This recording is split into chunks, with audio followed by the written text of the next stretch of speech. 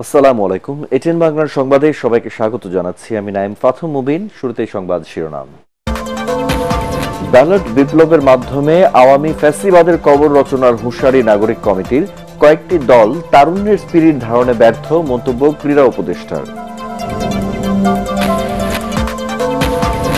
মাওলানা সাদকে বাংলাদেশে আসতে না দিলে টঙ্গীতে ইজতেমা করতে না দেবার হুমকি। বড় জমায়েতে জুমা শেষে কাকরাইল ছাড়লেন সাদপন্থীরা। আগামী নির্বাচনে ব্যালট বিপ্লবের মাধ্যমে আওয়ামী ফ্যাসিবাদ, লুটেরাজ ও চাঁদাবাজদের কবর রচনা করার হুঁশিয়ারি দিয়েছে জাতীয় নাগরিক কমিটি। সারা দেশে এসব অপশক্তি রুখতে তরুণদের সক্রিয় ভূমিকা রাখার তাগিদ দেন সংগঠনটির আহ্বায়ক নাসির উদ্দিন পাটোয়ারি।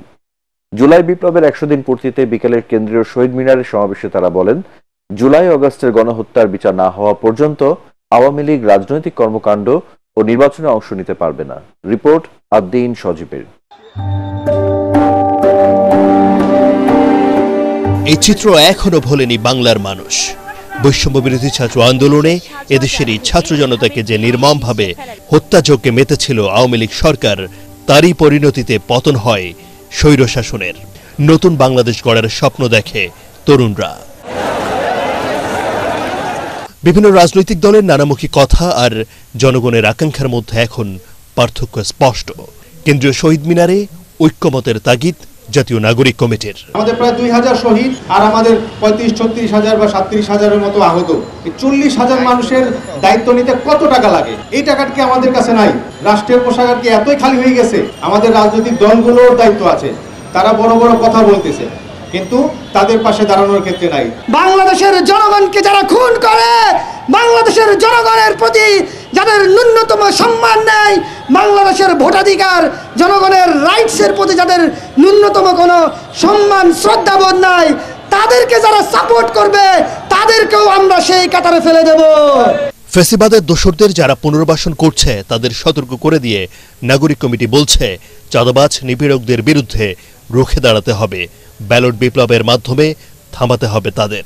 গণহত্যার সমর্থনে নেমে রাজপথে তারা ধারালো অস্ত্র নিয়ে, আগ্নেয়াস্ত্র নিয়ে জনগণের উপর ঝাঁপিয়ে পড়েছে।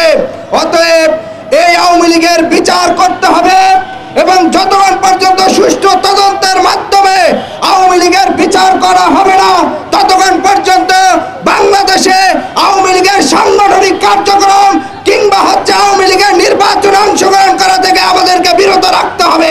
তাহলে আগামীর যে ইলেকশন আসতেছে সেখানে এই গণ অভ্যুত্থানের মতন তরুণদের একটি ব্যালট বিপ্লব হবে, যে ব্যালট বিপ্লবের মধ্য দিয়ে আগামীর তরুণরা আপনাদের যে ইলেকশন প্রসেসের যে লেজিটিমেসি আপনারা বলতেছেন সেই জায়গাতে আপনাদের কবর রচনা করবে। যাদের জন্য বাংলার এই নতুন রূপ, সেই বীর যোদ্ধাদের সুচিকিৎসা এবং পুনর্বাসনে কেন আজও রাজপথে নামতে হচ্ছে সেই প্রশ্নও উঠেছে জোরালোভাবে। আমরা একসাথে কাজ করলে আমরা পারবো। আদ্দিন সজীব, এটিএন বাংলা, ঢাকা। কিন্তু স্বাধীনতার পরে আপনারা দেখবেন কয়েকটি রাজনৈতিক দল তারুণ্যের স্পিরিটকে ধারণ করতে ব্যর্থ হয়েছে বলে মন্তব্য করেছেন যুব ও ক্রীড়া উপদেষ্টা আসিফ মাহমুদ সজীব ভূঁইয়া। ছাত্র জনতার গণ অভ্যুত্থানের ৩ মাস পূর্তি উপলক্ষে ঢাকা অফিসার্স ক্লাব আয়োজিত আলোচনা সভায় তিনি কথা বলেন। তারুণ্যের রাজনৈতিক শক্তি হিসেবে আবির্ভাবের সময় এসেছে বলেও মন্তব্য করেন তিনি। আরো জানাচ্ছেন হুমায়ুন চিশতি।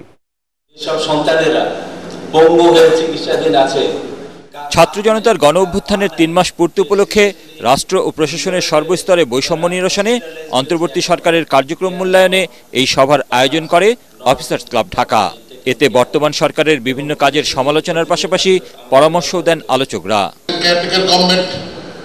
চেষ্টা করছে দেশটাকে উন্নতির দিকে নিয়ে যাওয়ার জন্য, কিছু অসুবিধা হচ্ছে, মধ্যবর্তী কোনো পন্থায় থাকবেন না। যদি আপনি বিপ্লবের পক্ষে না থাকেন তবে আপনি আমার বিরুদ্ধ শক্তি। It will take only 7 days. কতজন শহীদ হয়েছে এতদিন লাগার কথা নয়। কে সিরিয়াসলি ইনজার্ড হয়ে যারা হসপিটালাইজড হয়েছে এখনো they are not perhaps not being properly taken care of, এবং বিদেশিদের অতিথিদের কাছে আমাদের লজ্জা পেতে হয়েছে। তুমি যখন কোনো মিনিস্টার বা অ্যাডভাইজার সিলেক্ট করবা, তোমার আগে যে স্বৈরাচার ছিল তাদের সাথে যারা কাজ করেছে বা তাদের সাথে যারা দূষণ ছিল, খবরদার এদেরকে ধারে কাজ হয়ে আসতে দেবে। রাষ্ট্র সংস্কারে আমলাদের ভূমিকা তুলে ধরে যুব ও ক্রীড়া উপদেষ্টা বলেন, প্রশাসনকে ফ্যাসিবাদের দোষর মুক্ত করতে হবে। বলেন, জনকল্যাণমূলক কাজে যেন আমলাতান্ত্রিক জটিলতা তৈরি না হয়। কিভাবে সংস্কার করলে, কাঠামোগত পরিবর্তন করলে ভবিষ্যতে আর কখনো প্রশাসন এতটা দল দাসের মতো কার্যক্রম করবে না, জনগণের বিরুদ্ধে জনবিরোধী অবস্থান নেবে না, সেটা নিশ্চিত করার জন্য আপনাদের মতামত দেবেন। এ সময় নতুন রাজনৈতিক দল গঠনের প্রয়োজনীয়তা তুলে ধরেন তিনি। সরকারের বিভিন্ন সিদ্ধান্ত, যেমন 8টি পারিবারিক দিবস বাতিল করা, ছাত্রলীগকে নিষিদ্ধ করা, যেগুলো এই গণঅভ্যুত্থানের স্পিরিট ছিল, সেগুলোর বাস্তবায়নের বিভিন্ন সিদ্ধান্তে আমরা দেখছি যে রাজনৈতিক শক্তিগুলোর কিছু কিছু অংশ বিরোধিতা করছে। অর্থাৎ তারা তারুণ্যের এই যে স্পিরিটের জন্য তারা জীবন দিয়েছেন, সেটিকে ধারণ করতে ব্যর্থ হচ্ছে। এটা আমার ব্যক্তিগত চাওয়া যে তারুণ্যের রাজনৈতিক শক্তি হিসেবে আবির্ভূত হওয়ার সময় হয়েছে। এবং এই গণঅভ্যুত্থানে যারা রাজপথে নেমে এসে জীবন দিয়েছে, তাদেরকে রাজনৈতিক শক্তি হিসেবে আবির্ভূত হতে হবে। রাজনৈতিক দলগুলোকে তরুণদের মতামতকে প্রাধান্য দেওয়ার আহ্বানও জানান যুব ও ক্রীড়া উপদেষ্টা। হুমায়ুন চিস্তি, এটিএন বাংলা, ঢাকা। বাংলাদেশের সঙ্গে সম্পর্ক উন্নয়নে ভারতকে পারস্পরিক শ্রদ্ধাবোধ ও অভ্যন্তরীণ বিষয়ে হস্তক্ষেপ না করার নীতি গ্রহণের পরামর্শ দিয়েছেন বিএনপির স্থায়ী কমিটির সদস্য আমির খসরু মাহমুদ চৌধুরী। দলের স্থায়ী কমিটির আরেক সদস্য ডক্টর আব্দুল মঈন খান বলেছেন, এদেশের মানুষ আর জুলুম অত্যাচার মেনে নেবে না। গণ আন্দোলনে আওয়ামী লীগের পতন তারই প্রমাণ। মনির হোসেন তপুর রিপোর্ট। ঢাকা বিশ্ববিদ্যালয়ের একটি মিলনায়তনে আয়োজিত আলোচনা সভায় বক্তারা বলেন, ভারতের কর্তৃত্বসুলভ মনোভাবের কারণে 54 নদীর পানির ন্যায্য হিস্সা থেকে বঞ্চিত বাংলাদেশ। 54টা আলোচনা করতে গেলে 1080 বছর লাগবে। আন্তর্জাতিক পানি আইনের মাধ্যমে পানি সমস্যার সমাধান সম্ভব বলে মনে করেন বিএনপির স্থায়ী কমিটির সদস্য আমির খসরু মাহমুদ চৌধুরী।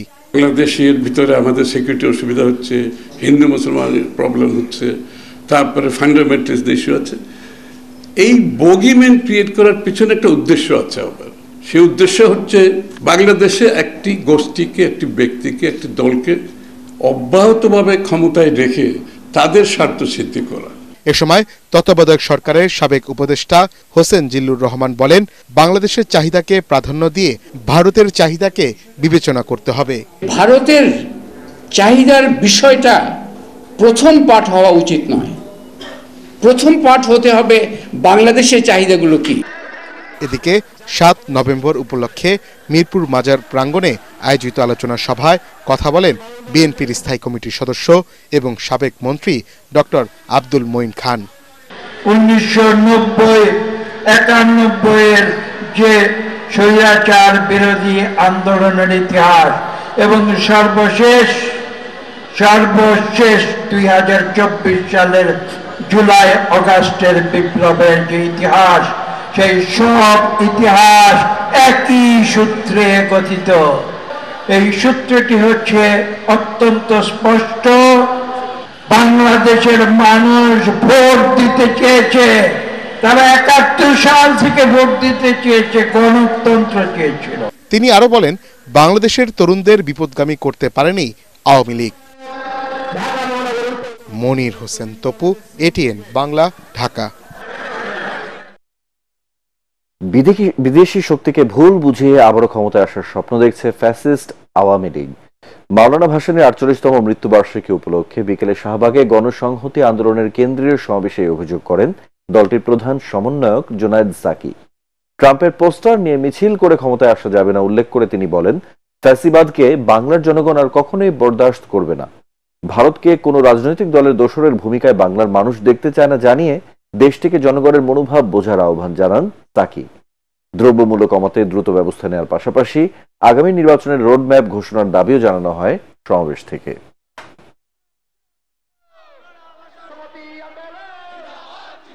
আমরা দিল্লির দাসত্ব করব না, বাংলাদেশ মাথা উঁচু করে দাঁড়াবে।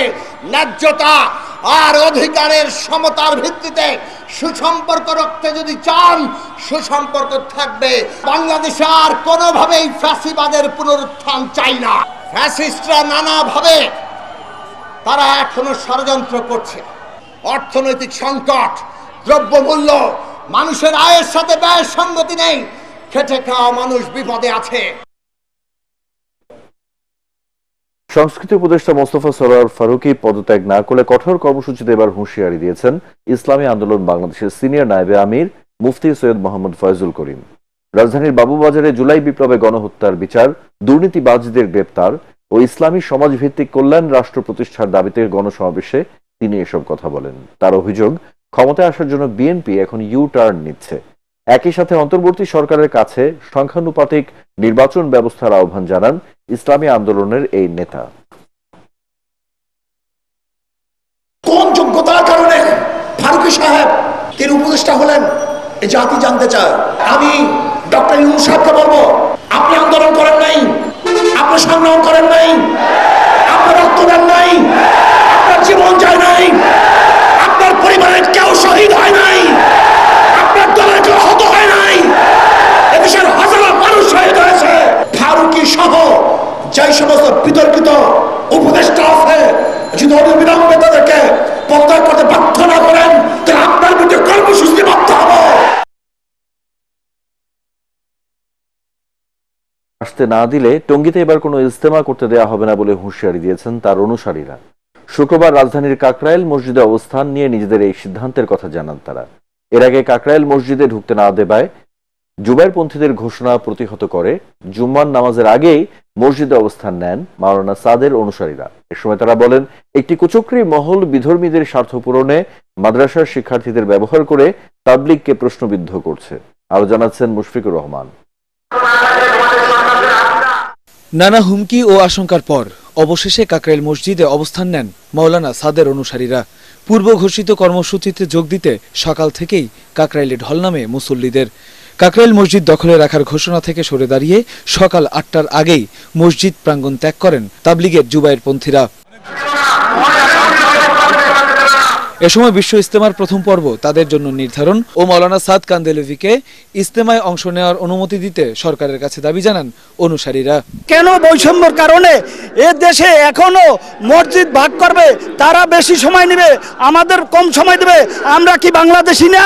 বিশ্ব ইজতেমা বিগত দিনে ওনাদেরকে প্রথম দেওয়া হয়েছে, এবারে আমাদেরকে প্রথম দেওয়া হোক, আর মাওলানা সাদ সাহেব যাতে আসে। আমরা প্রথমে ইস্তফা করব এবং আমাদের হুজুরকে আনবো। এই ইনসাফটা আমি সরকারের কাছে আমি চাচ্ছি, অনুরোধ করছি, আমি হাত জোর করে অনুরোধ করছি, এই ইনসাফটা যেন আমাদেরকে দেয়। এ সময় তারা বলেন, আর্থিক ও রাজনৈতিক স্বার্থে উদ্দেশ্য প্রণোদিতভাবে তাবলিগকে বিভক্ত করা হয়েছে। ইজতেমা তারা আলাদা করুক, আমাদের আপত্তি নাই। আমাদের ইজতেমা আমরা আলাদা করব, তাদের ইজতেমায় তারা যাদেরকে আনবে আমাদের কোনো আপত্তি নাই, কিন্তু আমাদের ইজতেমায় আমাদের হজ্জজি আসবে, এখানে তাদের আপত্তি। এটা একটা সম্পূর্ণ বৈষম্য একটা কথা। তাদের সাথে তাবলিগের কোনো সাথী খুব সামান্য পরিমাণ আছে, আর তারা মাদ্রাসার ছাত্রদেরকে ভুল বুঝিয়ে ওখান থেকে ভাড়া করে তাদেরকে এনে এই তাবলিগের মেহনতকে কুলুষিত করে। হরজজি মাওলানা সাদ সাহেব দামাত বরকাতুহুমকে সরকার অনুমতি না দেয়, আমরা প্রয়োজন হইলে আমাদের নিজেদের যোগ্যতায় হজ্জজিকে আমরা নিয়ে আসবো। হজ্জজি মাওলানা সাদ সাহেব ছাড়া এবার কোনো টঙ্গী ইজতেমা হবে না। পরে জুমার নামাজ শেষে শান্তিপূর্ণভাবে কাকরাইল ত্যাগ করেন তাবলিগের সাদপন্থীরা। মুশফিকুর রহমান, এটিএন বাংলা, ঢাকা। শেখ হাসিনার সরকার যে ফ্যাসিবাদী শাসন চালু করেছিল তার দায়ভার গণমাধ্যমও এড়াতে পারবে না বলে মন্তব্য করেছেন দৈনিক আমার দেশ পত্রিকার সম্পাদক মাহমুদুর রহমান। বিকেলে রংপুরে জেলা সাংবাদিক ইউনিয়ন আয়োজিত আলোচনা সভায় তিনি একথা বলেন। এ সময় সাংবাদিকদের কর্পোরেট স্বার্থ রক্ষা করার প্রবণতা থেকে বেরিয়ে আসার আহ্বান জানান তিনি। বাংলাদেশ সাংবাদিক কল্যাণ ট্রাস্টের ব্যবস্থাপনা পরিচালক মোহাম্মদ আবদুল্লাহ, আমার দেশ পত্রিকার পরিচালক শাকিল আহমেদ অন্যান্যের মধ্যে উপস্থিত ছিলেন। কর্পোরেট শৃঙ্খলের কাছ থেকে তো সংবাদ মিডিয়া তো এখন মুক্ত হয় নাই। তো যতদিন আপনি কর্পোরেট শৃঙ্খল থেকে মুক্ত না হবেন ততদিন আপনি মন খুলে লিখতে পারবেন না, কারণ আপনার যিনি মালিক তিনি আপনাকে লিখতে দেবেন না, কারণ তার নানা রকম স্বার্থ জড়িত হয়ে। এবারে আল আরাফা ইসলামী ব্যাংক অর্থ সংবাদ।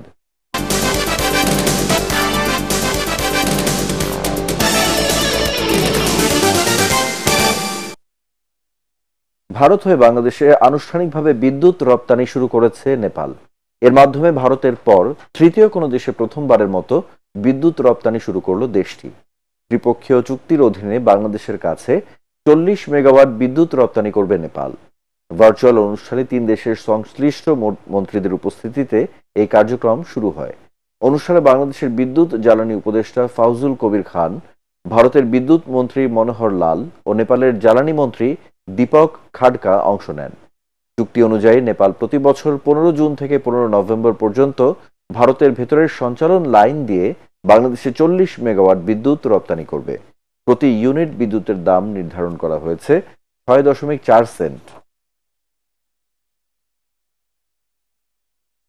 এবার সন্ধানী লাইফ ইন্স্যুরেন্স আন্তর্জাতিক সংবাদ।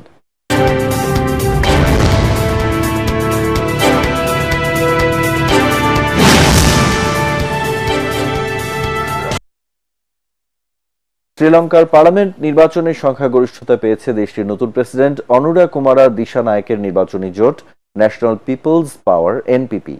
লঙ্কান নির্বাচন কমিশন জানায়, বামপন্থী এনপিপি 62% ভোট পেয়ে 2/3 সংখ্যাগরিষ্ঠতা অর্জন করেছে। তাদের প্রধান প্রতিপক্ষ তমাগি জনা বালা বেগায়া 35টি আসনে জয় পেয়েছে। এর আগে গত সেপ্টেম্বরে দেশটির প্রেসিডেন্ট নির্বাচিত হন অনুরা কুমারা দিশানায়েকে, কিন্তু তখন পার্লামেন্টে তার নির্বাচনী জোট এনপিপির আসন ছিল মাত্র 3টি। পার্লামেন্টে নিজ জোটের আসন সংখ্যা বাড়াতে তিনি আগাম নির্বাচন দেন। এখন তার জোট সংখ্যাগরিষ্ঠতা অর্জন করল। পার্টেক্স খেলার খবর।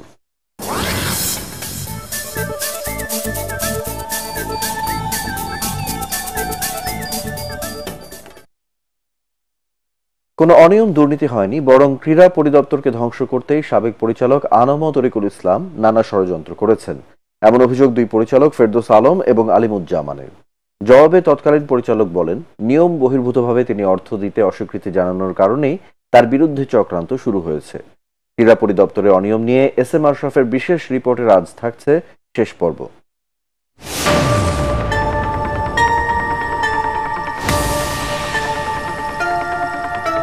অফিস প্রদানের অনুমতি ছাড়া কি করে কোটি টাকার সরকারি অর্থ উত্তোলন করা হলো 2 পরিচালকের বিরুদ্ধে, এটাই ছিল সবচেয়ে বড় অভিযোগ। এ নিয়ে তাদের বক্তব্য পাওয়ার প্রচেষ্টায় নামে এটিএন বাংলা, কিন্তু তদন্তনাধীন থাকায় শুরুতেই তারা কথা বলতে চাননি। অবশেষে নিজেদের অবস্থান পরিষ্কার করেন ফেরদৌস আলম আর আলিমুজ্জামান। আগের পরিচালক মহোদয় যে নুরে আলম সিদ্দিকী স্যার, উনি ওনার যে আইনবান ক্ষমতা সেটি উনি আমাকে হস্তান্তর করে। যখন বিল সাবমিট করার লাস্ট ডেট, ওনার মৌখিক অনুমতি সাপেক্ষে আমরা বিলটা ছেড়ে দিই। ফলে ইজিপির সিস্টেম 100% কমপ্লিটেড, সেটার আলোকে আমরা বিল দিতে পারি। শুধু লাস্ট যেটা যে আমাদের অ্যাকাউন্টসে যে ছিল, সে বললো যে স্যার বিল সাবমিট করার লাস্ট, আমি স্যারের সাথে কথা বলে, স্যার বিলটা কি স্যার আমি সিগনেচার করে দেবো, তো বলেছি করে দেন, আমি লাস্ট এরিয়াটা আমি সিগনেচার করে দেবনি। এইটা ফাইলটা মানে ভুলবশত এটা রয়ে গেছে, সিগনেচারটা করা হয়নি। কোনো রকম কোনো হচ্ছে যে আত্মসাৎ বা দুর্নীতি কোনো রকম কোনো সুযোগ নেই, এটা ইজিপি সিস্টেম। এ সময় তারা বলেন, কোনো অর্থ আত্মসাৎ নয়, বরং অভিজ্ঞতার অভাবেই কাগজপত্রে তাদের অনেক ভুলভ্রান্তি হয়েছে। মাঠ পর্যায় থেকে উঠে আসছি, এসে এখানের কাজের ধরন ভিন্নতা, সেজন্য আমাদের কিছু ভুল ত্রুটি থাকতে পারে, কিন্তু আমরা কোনো অপরাধ করিনি, ইন্টেনশনালি কোনো টাকা খাইনি, এটা আমরা জোর গলায় বলতে পারি। তরিকুল স্যার যে বিষয়গুলো আমাদের উপরে দিচ্ছে তার সম্পর্কে খোঁজ নেন। বরং উল্টো অভিযোগ, বিভিন্ন জেলার ক্রীড়া অফিসারদের পদোন্নতি দিতে ঘুষ নিতেন আনম তরিকুল ইসলাম। জুনিয়র কলিগ যারা এবং যাদের কাছ থেকে উনি অনৈতিক সুবিধাগুলো নিয়েছিল, তারাই কিন্তু উদ্যোগ নিয়েছে যে এইরকম একজন পরিচালক তিনি কোনো একটা দপ্তরের প্রধান হিসাবে থাকতে পারে না, যার কারণেই সবাই চেয়েছে এবং সেই বিষয়ের সাথে আমরা একাত্মতা পোষণ করেছি। এভাবে অভিযোগ পাল্টা অভিযোগের মধ্যে যুব ক্রীড়া মন্ত্রণালয় 3 জনকে বদলি করে দেয় ভিন্ন ভিন্ন স্থানে। অনুসন্ধানে একটি ব্যাপার পরিষ্কার হয়ে যায়, ক্রীড়া পরিদপ্তরের এসব অনিয়ম তদারকিতে সরকারের যথাযথ কোনো পদক্ষেপ কখনোই ছিল না। তাতে করে বছরে যে শত কোটি টাকা বরাদ্দ হয় তার সুফল পায় না তৃণমূলে।